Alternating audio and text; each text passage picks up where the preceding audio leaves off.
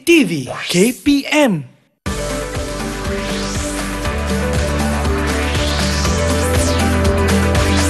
Didik TV KPM.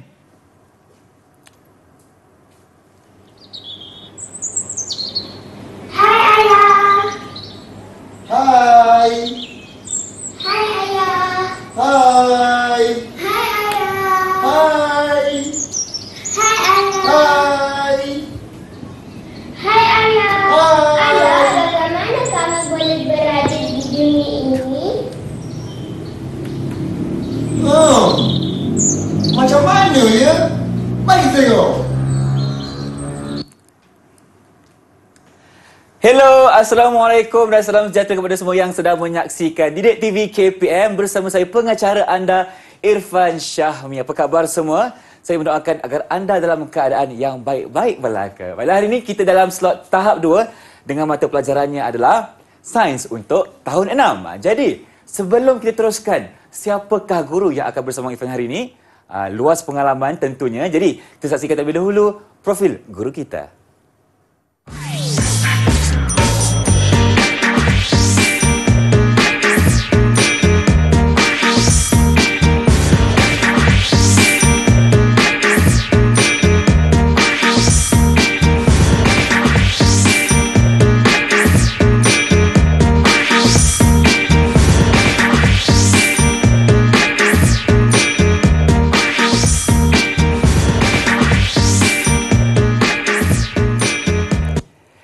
Inilah dia guru kita yang akan bersama Irfan hari ini, Cikgu Muhammad Taha bin Mat Dayam. Assalamualaikum Cikgu, apa khabar? Waalaikumsalam Irfan. Irfan pula apa khabar? Saya sihat, Alhamdulillah tentunya. Jadi Cikgu, sebelum kita teruskan pembelajaran kita hari ini, kenapa kita boleh lihat tadi ada satu video mengenai anak yang tertanya, bagaimana mereka boleh lahir di dunia ini Cikgu?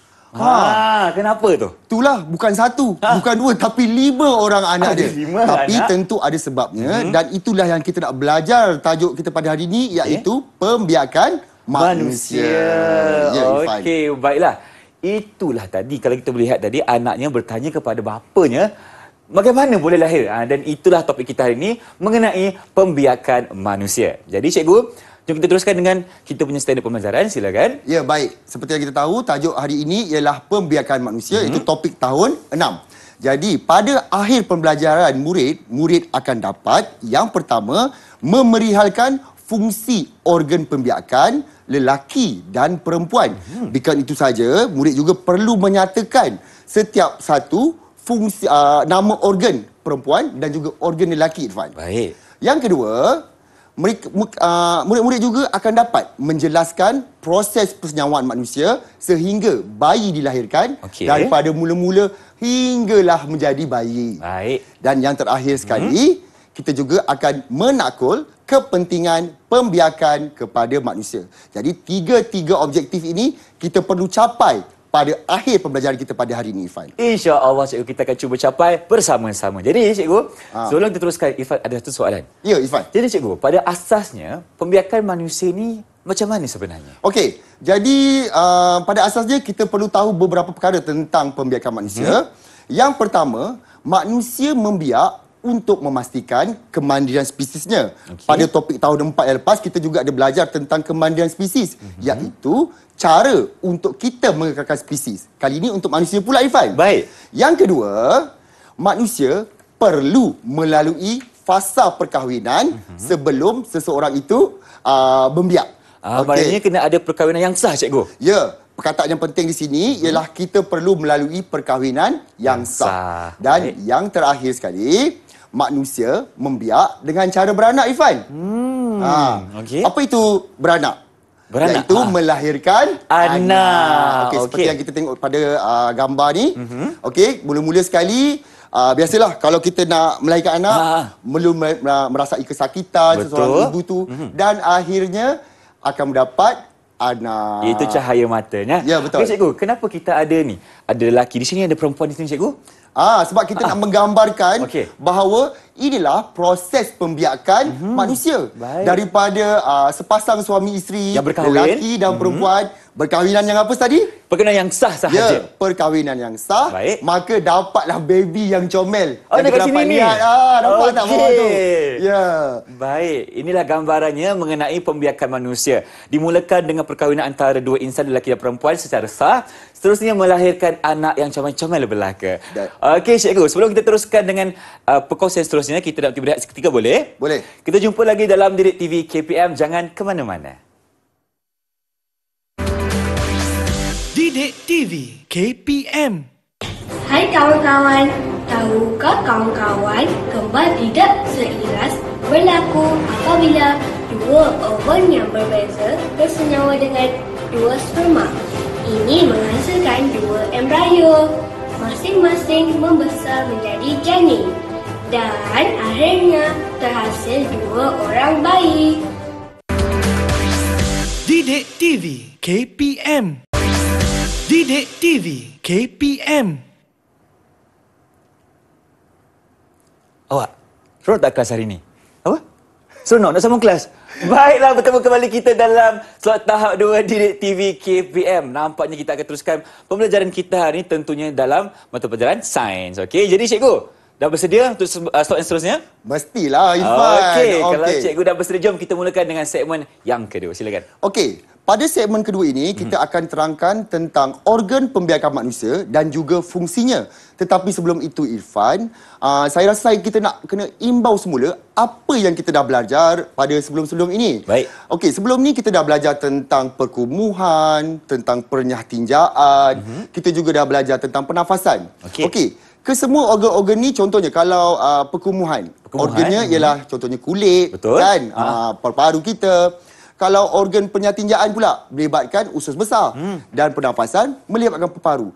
Kesemua organ-organ ini sama sahaja lelaki dan juga perempuan. Betul. Tetapi untuk organ pembiakan berbeza, Irfan. Berbeza? Itu yang membezakan jantina antara lelaki dan perempuan. Betul.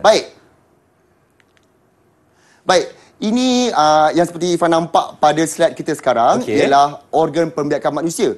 Irfan rasa ini organ pembiakan manusia bagi lelaki ataupun perempuan? Yang Irfan tengah tengok sekarang ni adalah untuk lelaki, cikgu. Okey, ini ialah organ pembiakan bagi lelaki. Betul, Irfan. Okey, yang kedua pula? Yang kedua, semestinya ini adalah organ pembiakan manusia untuk perempuan.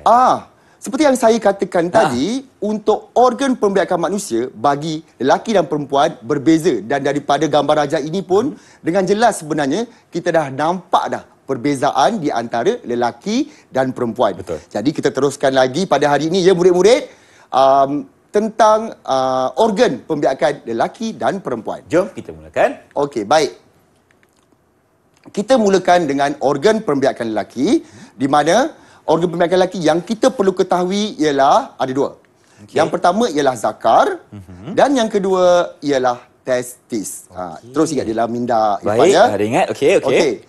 Seterusnya kita perlu juga tahu tentang fungsi bagi kedua-dua organ yang utama ini.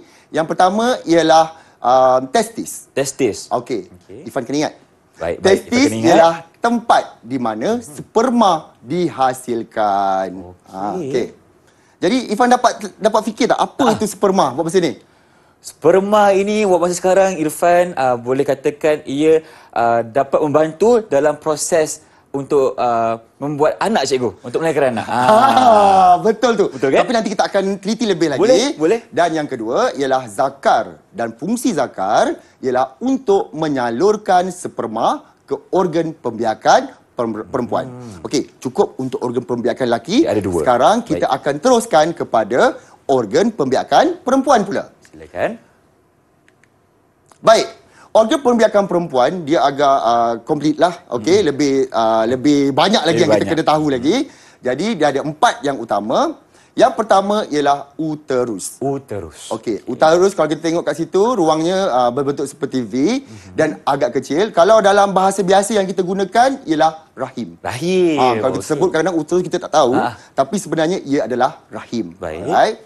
Okey, yang kedua ialah tiup falopio. Okey, Irfan cuba tengok gambar tu, tiup falopio . Ada Dua. Ada dua cikgu. Di sebelah kanan dan juga di sebelah kiri. Ya, betul. Jadi maksudnya tiuk falopio perempuan ni ada dua lah. Sebelah kiri dan juga sebelah kanan. Seterusnya ialah faraj di bahagian bawah. Dan seterusnya ialah ovari. Cuba tengok. Ovari pun ada dua juga cikgu. Betul, Irfan. Jadi maksudnya seseorang perempuan itu memiliki satu pasang ovari iaitu di sebelah kiri dan juga sebelah kanan. Okey. Saya tak nak Irfan tengok slide. Cuba Irfan ulang semula. Baik. Keempat-empat tu. Okey. Ini untuk organ pembiakan perempuan, cikgu. Ya, perempuan. Yang pertama kita ada uterus. Okey. Yang kedua kita ada tiuk falopio. Betul. Yang ketiga kita ada ovari. Ya. Yang terakhir kita ada faraj, cikgu. Ya. Okey, bagus nampaknya Irfan, perkembangan yang baik. Sekarang kita nak tahu pula fungsi-fungsi untuk organ pembiakan perempuan. Okey, yang pertama ialah ovari. Tempat di mana ovum ataupun telur dihasilkan setiap bulan. Ovari, tempat ovum ataupun telur dihasilkan. Cikgu, Ifan ada soalan, cikgu. Ya.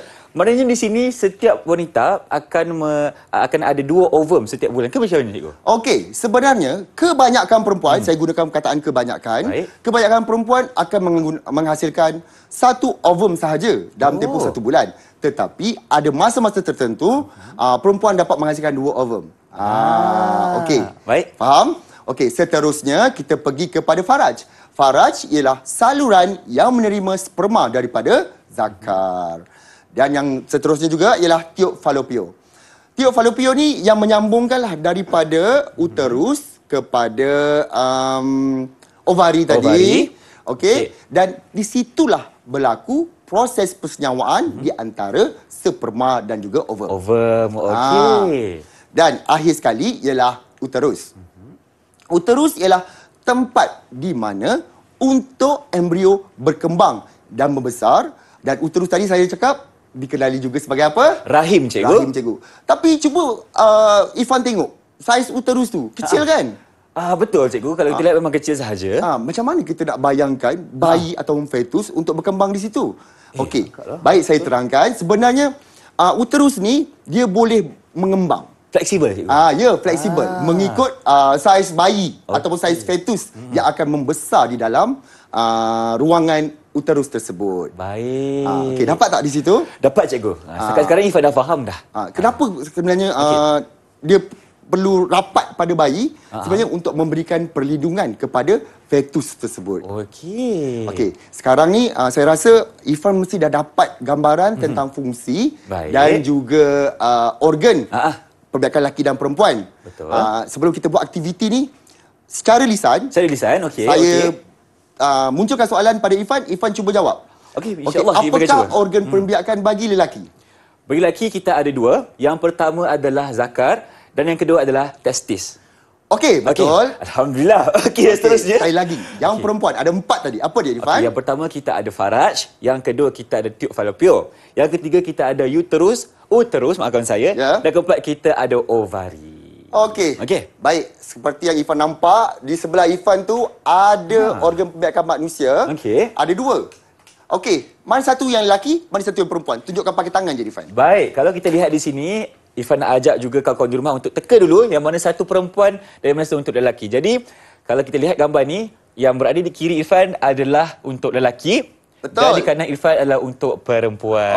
Okey, apa lagi Irfan? Saya nak Irfan tolong labelkan. Saya dah bagi panduan di bawahnya. Tulis saja di ruangannya. Baik, jom kita mulakan dengan organ pembiakan bagi lelaki dulu, boleh? Okey, baik. Kalau kita boleh lihat gambar di sini yang cikgu telah labelkan ini semestinya testis. Testis saya tulis dulu. Okey, yang satu lagi? Yang lagi satu pun testis jugalah, cikgu. Habis? Macam mana ni, Irfan? Kedua-duanya testis. Kita ada 2 sistem pembiakan lelaki. Itulah tu, ada 2. Cuma cakap tadi ada testis dan juga zakar, cikgu. Okey, tolong labelkan zakar. Tarik sendiri, Irfan. Kita tengok Irfan kreatif tak? Baik, Irfan tarik sikit. Okey, ini adalah zakar. Okey. Tahniah, Irfan. Jadi saya nak bagi Irfan ganjaran berbentuk rama-rama, Irfan. Okey. Okey, jadi sekarang saya bagi satu sebab Ifan dah betul bahagian organ pembiakan lelaki. Okey. Okey, sekarang saya nak Ifan lengkapkan organ pembiakan perempuan pula. Baik, jom kita mulakan satu demi satu. Dan di bawah ini kita okey, Ifan ingat ini adalah Faraj. Okey. Yang di bahagian ini, Abang Irfan nak minta tolong, okey, adik-adik yang tengah menonton di rumah, yang ini adalah ovari. Okey, bagus Ifan. Yang di atas ni, kalau dia sebentuk dia pun kita dah tahu dah bentuk apa. Ini adalah tiub falopio. Okey. Kita tulis dulu kat sini, tiub falopio. Ejaan kena jaga juga, jangan salah. Betul tu. Dan yang terakhir sekali kita ada di sini adalah uterus, ataupun dalam bahasa mudahnya kita boleh sebut sebagai rahim. Tapi untuk pengajaran kita lebih tekankan menggunakan perkataan uterus lah. Ini dari bahasa saintifik. Okey, yang perempuan pun Ifan betul semua. Betul semua, alhamdulillah. Okey, jadi saya berikan satu lagi. Okey, terima kasih cikgu. Okey, sekarang ni saya di atas meja tu ada label-label yang Ifan perlu padankan. Zakar, tetis, faraj, tiub falopio, uterus, ovari dengan fungsinya. Silakan dengan Ifan. Fungsinya, okey, sedikit sukar soalan ini. Tetapi cikgu, apa kata kita kelaskan dulu yang mana satu organ pembiakan lelaki dan juga perempuan. Boleh cikgu Bagus Ifan. Okey, mana lelaki mana perempuan? Baik. Dua di atas ni, zakar, testis adalah untuk lelaki, cikgu. Betul. Dan faraj, tiub falopio, uterus dan juga ovari adalah untuk perempuan. Terbaik, Irfan. Alhamdulillah. Okey, tapi tak cukup terbaik sekarang. Kita nak buktikan dengan melabelkan fungsinya, Irfan. Sama ada Irfan fokus ke tidak, faham ke tidak tadi. Jom kita mulakan dengan yang pertama. Zakar. Zakar ni untuk apa sebenarnya? Kita lihat dulu apa je antara pilihan yang ada. Okey. Kita lihat dulu pilihan jawapan yang ada. Kalau zakar ni cikgu, seperti yang cikgu katakan tadi, fungsinya adalah untuk menyalurkan sperma kepada faraj, cikgu. Okey, teruskan dulu. Cikgu tak nak bagi jawapan lagi, tak apa. Nanti kita semak dulu. Murid-murid di rumah dah mengangguk, dah menggeleng, dia tengok je. Okey, kita buat sama-sama ya. Ifan nak ajak semua untuk buat sama-sama dengan Ifan sekarang ni. Okey. Yang kedua adalah testis. Okey, testis ni seperti yang cakap tadi, ia adalah untuk menghasilkan sperma. Okey, bila dah hasilkan baru disalurkan melalui zakar. Okey. Seterusnya faraj. Apa fungsi farajnya? Okey, fungsi faraj adalah untuk saya tak susun ikut susunan jadi betul. Ifan kena cari sini sebenarnya. Ya, betul. Baik, Ifan jawapannya adalah menerima sperma daripada zakar. Okey, seterusnya tiub falopio. Okey, tiub falopio ni apa tadi cikgu cakap? Okey. Cuba ingat. Cuba ingat dulu. Kalau tak ingat mungkin boleh buat yang seterusnya dulu. Okey, boleh. Okey, seterusnya Ifan buat yang uterus dulu. Uterus yang lebih mudah kan? Uterus dulu. Uterus adalah tempat fetus membesar. Fetus membesar. Okey. Baik. Dan ovari. Kalau ovari, kena ingat satu lagi perkataan, iaitu ovum. Jadi ovari, ovum di sini fungsinya adalah menghasilkan ovum. Okey, Irfan lekatkan dulu. Dan jadi fungsi tiub falopio sebenarnya adalah menjadi tempat percantuman antara ovum dan juga sperma, cikgu. Okey.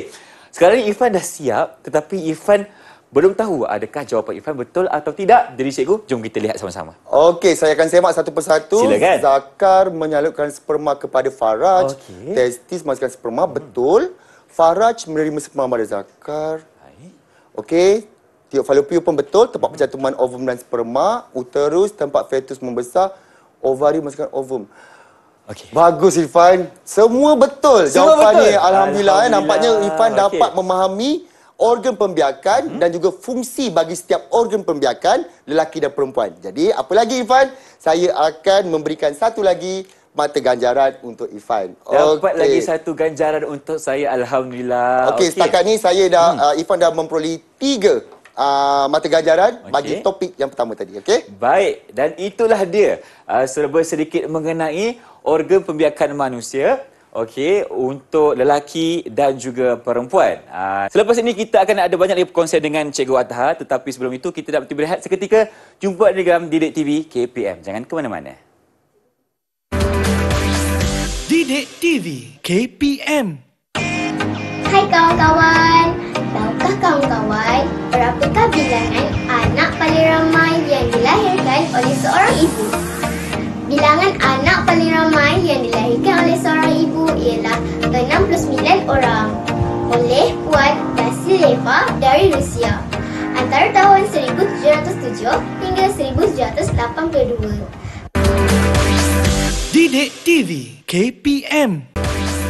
Didik TV KPM. Proses persenyawaan manusia hingga bayi dilahirkan. Ini ialah organ pembiakan bagi perempuan, faraj, uterus, tiub falopio dan juga ovari. Ini ialah sperma manusia. Setiap kali dilepaskan, berjuta-juta sperma akan bergerak. Mula-mula, zakar lelaki menyalurkan sperma ke dalam faraj perempuan. Kemudian, sperma berenang ke arah ovum dengan menggunakan ekornya.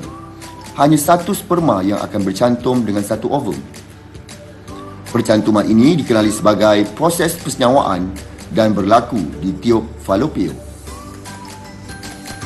Ovum yang telah disenyawakan dengan sperma dikenali sebagai zigot. Zigot akan membahagi dan membentuk banyak sel yang dikenali sebagai embrio.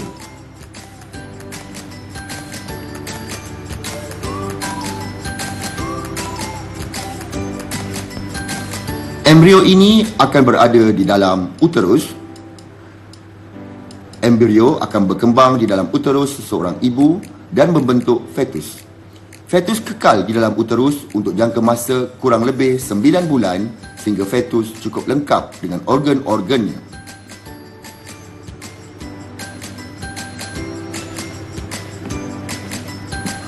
Setelah kurang lebih 9 bulan, fetus dilahirkan melalui faraj dan dikenali sebagai bayi.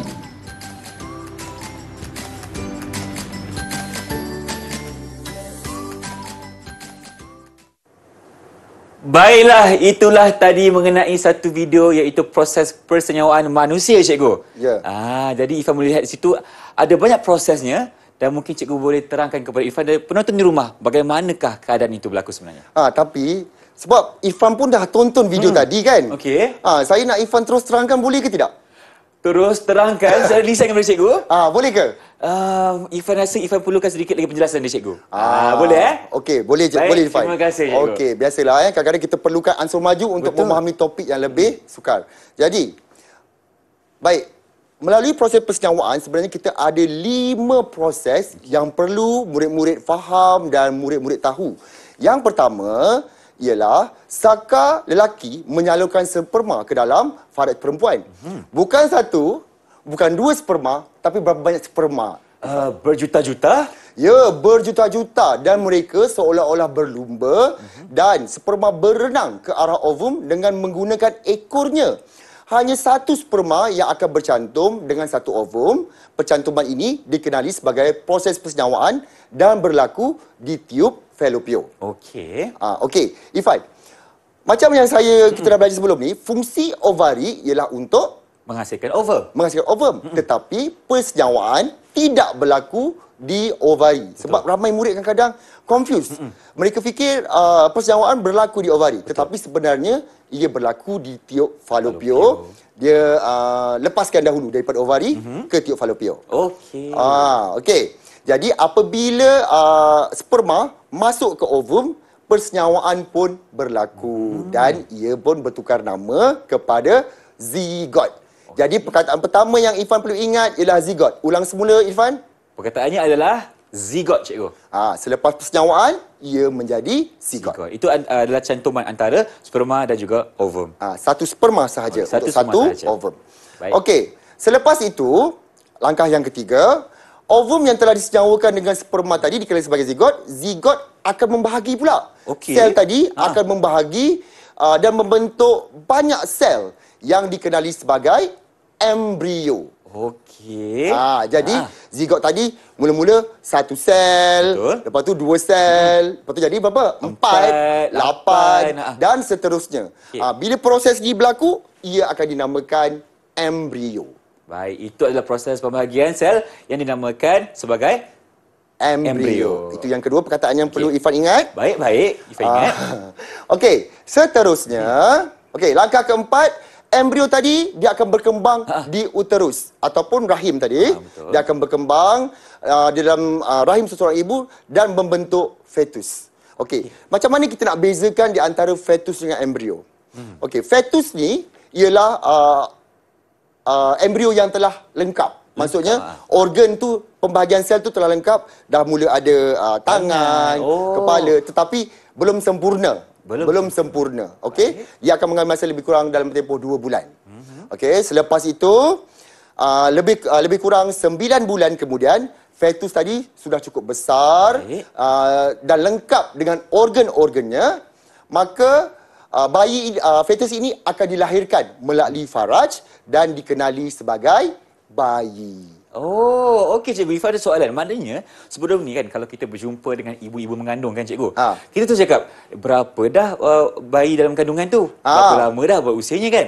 Tapi salah cikgu kan dari segi terma? Ya, dari segi sainsnya salah. Tapi kalau dari segi masyarakat, tak bolehlah kita kata salah. Memang itu adalah bayi.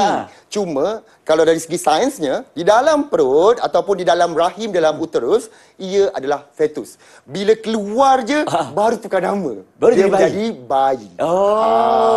Okey. Tapi janganlah pula nanti kita pergi pada berapa umur fetus Puan? Tak berapa sesuai. Tak sesuai. Itu untuk kita fahamkan dalam konteks saintifik sahaja ya cikgu. Baik. Okey, betul. Okey, jadi Ifan, sekarang saya ulang dan saya nak Ifan ulang apa yang saya kata tadi. Okey. Sperma bergabung dengan ovum menjadi zigot, kemudian menjadi embrio. Selepas itu dia menjadi fetus dan akhirnya ialah bayi. Okey. Ifan ulang semula Ifan. Saya nak pastikan Ifan ingat apa yang telah saya Ifan akan cuba dulu. Baik, apa yang cakap tadi adalah yang pertama, sperma akan bergabung bercantum dengan ovum menjadi zigot. Okey. Zigot pula akan dibahagikan menjadi embrio. Embrio akan berkembang menjadi fetus. Dan apabila telah lengkap sifatnya akan menjadi bayi yang dikeluarkan. Selama berapa lama Ifan? Selama 9 bulan.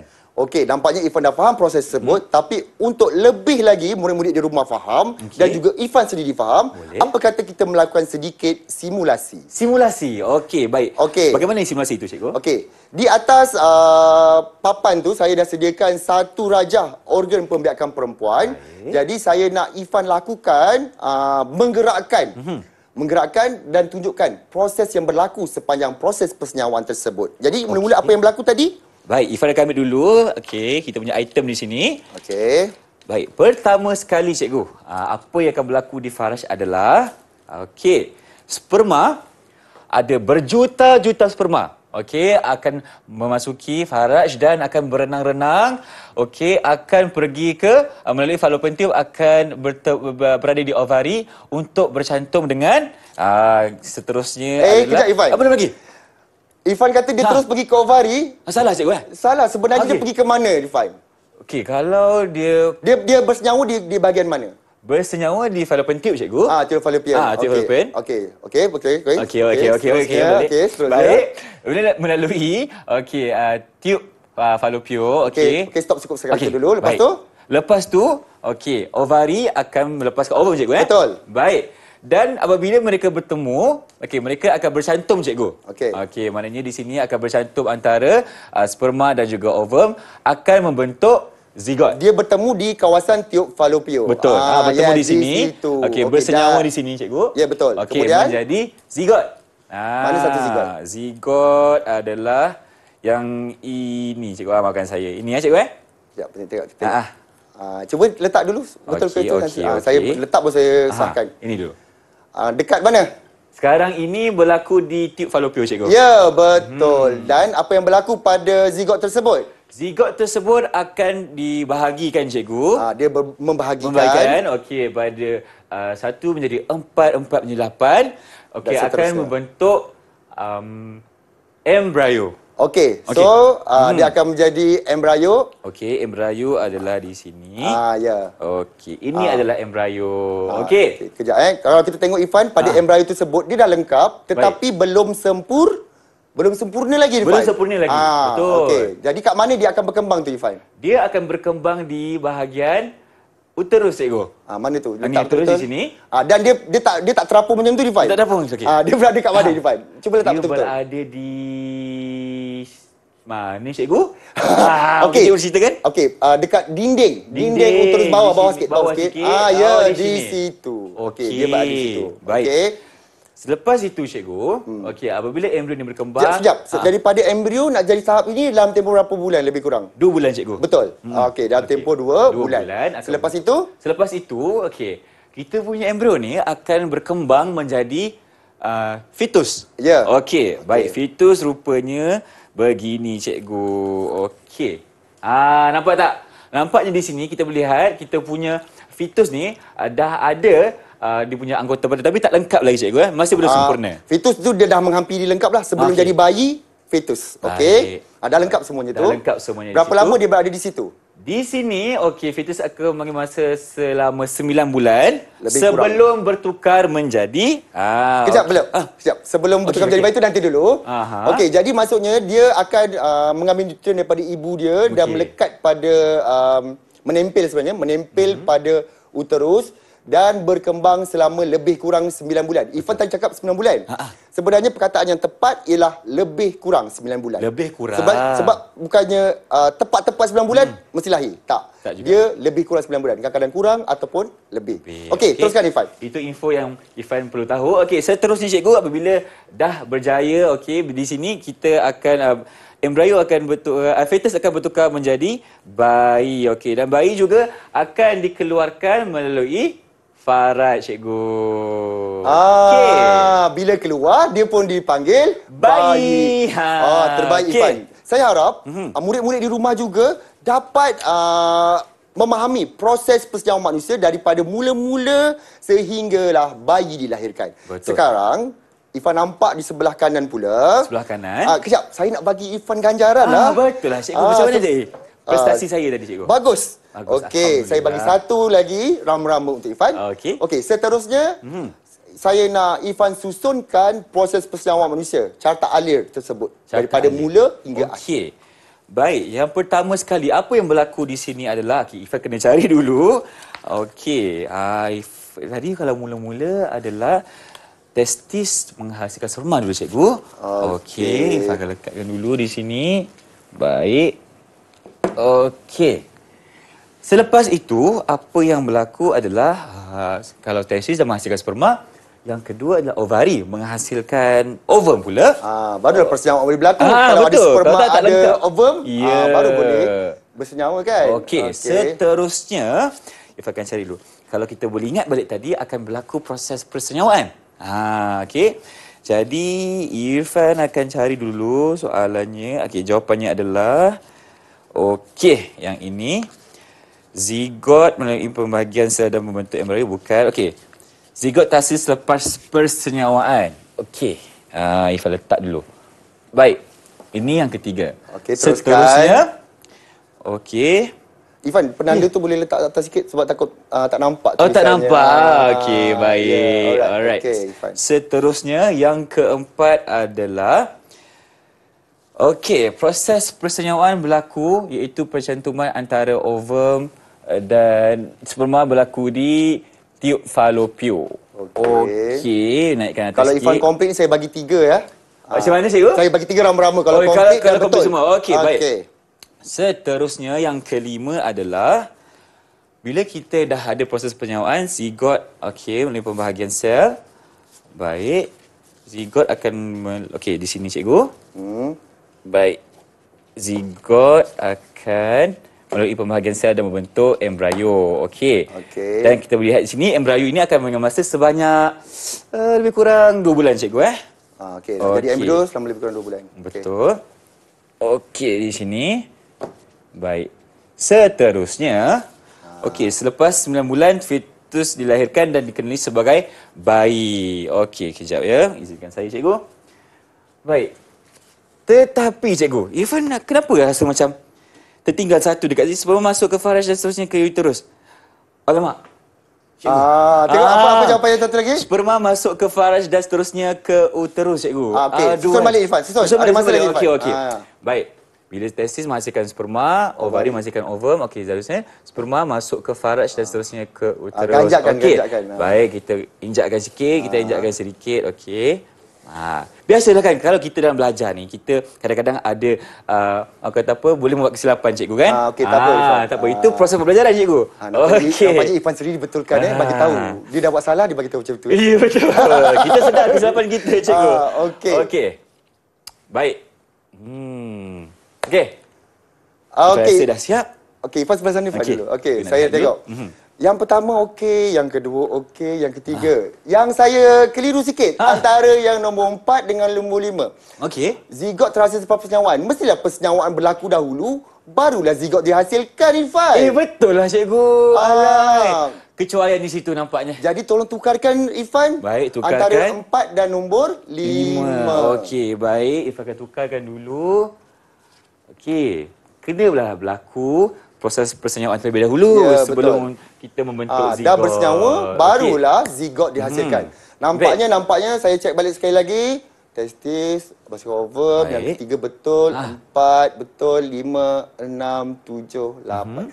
Nampaknya sekarang syarta alir kita berkaitan dengan proses persenyawaan betul. Tetapi tadi saya janjikan 3, oleh kerana Irfan melakukan sedikit kesilapan, saya bagi 2. Lepas ni Irfan mesti usaha lebih baik lagi. Boleh cikgu, tak ada masalah. Saya berikan 2 untuk kali ini. Okey, disebabkan usaha Irfan tapi sedikit kecuaian, ada Irfan dapat 2 ganjaran saja untuk kali ini. Tak apa Irfan tidak akan mengalah. Sebab ini kita akan ada banyak perkongsian dengan cikgu dan Irfan akan cuba untuk mengumpul sebanyak mungkin mata ganjaran. Okey, sekarang ni kita nak berhenti berehat seketika. Jumpa anda lagi dalam Didik TV KPM. Jangan ke mana-mana.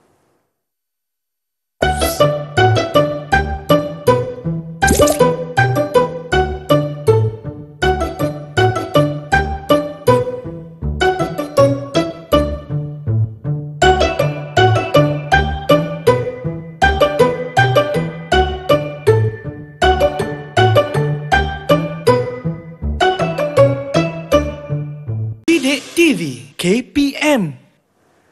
Terima kasih kerana masih setia bersama kami dalam Didik TV KPM untuk slot tahap 2 mata pelajaran kita ni adalah sains tentunya. Baik cikgu, untuk segmen kali ini apa yang kita akan sentuh? Silakan. Okey, seterusnya kita mesti mengetahui apakah kepentingan pembiakan kepada manusia. Baik. Okey, cuba kita tengok pada gambar yang ada di dalam slide. Okey, proses pembiakan sangat penting kepada manusia supaya sama seperti proses hidupan yang lain. Okey, macam dalam gambar Rajah ni. Encik Ahmad dia ada 3 orang anak. Selepas berkahwin, bilangan keluarga Encik Ahmad bertambah menjadi 12 orang. Okey, proses pembiakan ni penting. Jadi cuba awak bayangkan pula apa yang akan berlaku sekiranya Encik Ahmad dan isterinya tidak membiak. Bagaimana dengan keluarga Encik Ahmad? Saya kena jawab cikgu? Ya. Okey, baik. Untuk menjawab soalan cikgu tadi, Irfan akan jawab begini cikgu. Jika tiada berlakunya proses pembiakan di dalam keluarga Encik Ahmad ni, keluarganya, keturunannya akan pupus cikgu. Ya, keturunannya akan jadi sedikit. Jadi maksudnya selepas habis je suami dengan isteri tadi, maka anak-anak pun tak ada, keturunannya pun tamat di situ sahaja. Oleh kerana jawapan Irfan tu betul, saya bagi satu lagi Satu lagi mata ganjaran. Baiklah. Okey. Dan yang kedua, dalam situasi yang kedua pula, mari kita lihat. Okey, situasi di bawah menunjukkan gambaran keadaan di bumi sekiranya manusia tidak membiak. Jadi kalau kita tengok kat gambar tu kan Irfan, sebelah rumah tu dah mula usang, manakala rumah dia sendiri pun dah mula diseliputi dengan alga-alga kat dinding-dinding dia kan. Okey, jadi sekarang apa yang Irfan boleh katakan tentang gambar ini? Okey. Apakah yang akan terjadi kepada kementerian spesies manusia jika manusia tidak membiak, cikgu? Maknanya, cikgu, kalau tiada proses secara keseluruhan berlaku, keseluruhannya, ya. kementerian spesies manusia akan terjejas. Okay, itu satu. Dan menyebabkan tiada lagi manusia yang akan mendiami bumi kita dan sekaligus membuatkan bumi kita tidak terjaga, cikgu. Ya, begitulah kejadian yang tepat. Jadi, apa kepentingan yang utama tentang pembiakan manusia ni ialah kemandian spesies manusia. Itu yang kita perlu pertahankan. Okey. Dapat Irfan sesuatu di situ? Mestilah cikgu. Sepanjang 1 1 jam kita bersiaran ni cikgu, banyak dah Irfan dapat berjaya faham, okey. Dan sekarang ni mungkin kita boleh dapatkan kesimpulan dari cikgu tentang topik kita hari ini. Silakan. Okey, baik. Apa yang kita dah dapat pelajari pada hari ini ialah daripada mula sehingga sekarang ni Irfan. Yang pertama tadi, Irfan dah tahu, begitu juga murid-murid rumah dah tahu bagaimana memerihalkan fungsi organ pembiakan lelaki dan perempuan. Okey, ada 6 tadi, 2 lelaki dan 4 perempuan. Yang kedua, menjelaskan proses persenyawaan manusia sehingga bayi dilahirkan. Betul. Dan yang baru tadi Irfan buat ialah menakul kepentingan pembiakan kepada manusia, iaitu untuk menjaga, untuk memastikan kemandirian spesies manusia. Baik, jadi cikgu, adakah objektif kita tercapai hari ini? Ya Irfan, saya dengan bangga dapat menilai apa yang Irfan lakukan pada hari ini, walaupun ada sikit silap sana sini. Betul, itu saya belajar. biasa. Itu proses pembelajaran. Prestasinya sangat memuaskan. Sangat memuaskan. Ya, dan saya nak bagi lagi satu. Okey. Okey Irfan. Baik cikgu. Maknanya di sini prestasi yang cikgu bernilai mengenai Irfan hari ini adalah memuaskan cikgu. Ya, sangat memuaskan. Sangat memuaskan. Sangat memuaskan Irfan. Okey, baik. Terima kasih. Dan bagaimana untuk rakan-rakan saya yang berada di rumah mendapatkan latihan pengukuhan? Di manakah ia berada? Seperti biasa, bagi murid-murid di rumah, murid-murid boleh melayari Sumberku. Di sana terdapat banyak maklumat dan juga latihan-latihan pengukuhan yang boleh digunakan. Okey, Irfan nak seru semua orang yang menonton untuk bersama-sama kita layari Sumberku untuk mendapatkan latihan pengukuhan dan juga nota-nota lah untuk mata pelajaran kita hari ini, Sains. Baik, terima kasih banyak-banyak cikgu Ataha kerana bersama Irfan hari ini dan juga kerana berjaya menceritakan proses pembiakan manusia dengan baik. Terima kasih cikgu. Terima kasih kembali Irfan. Ada rezeki kita jumpa lagi. Tetapi sebelum kita berpisah hari ini, cikgu akan sajikan kita dengan satu persembahan nyanyian. Jadi nak tahu lagu apa? Jom kita saksikan bersama-sama. Silakan cikgu. Ya, lagu Proses Pembiakan Manusia. Proses pembiakan manusia, proses pembiakan manusia, hey!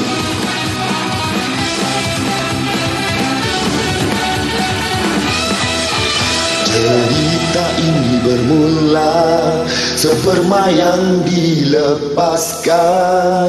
Ia berenang-renang, renang bersama-sama, umpama satu perlumbaan. Hingga ia bertemu dengan satu ovum. Bersenyawalah ia, satu ovum dan satu sperma sahaja.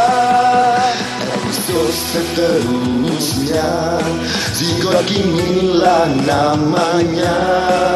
Zigot terus berkembang, embrio berbahagi untuk beberapa kali hingga perlahan-lahan gerak ke uterus. Menempellah di situ, terus embrio berkembang menjadi fetus. Proses pembiakan manusia ada beberapa peringkat-peringkat. Zigot embrio bukan menjadi fetus hinggalah dilahirkan. Proses pembiakan manusia ada beberapa peringkat-peringkat. Zigot embrio bukan menjadi fetus hinggalah dilahirkan. Maka lahirlah bayi ke dunia. Selepas 9 bulan dalam kandungan,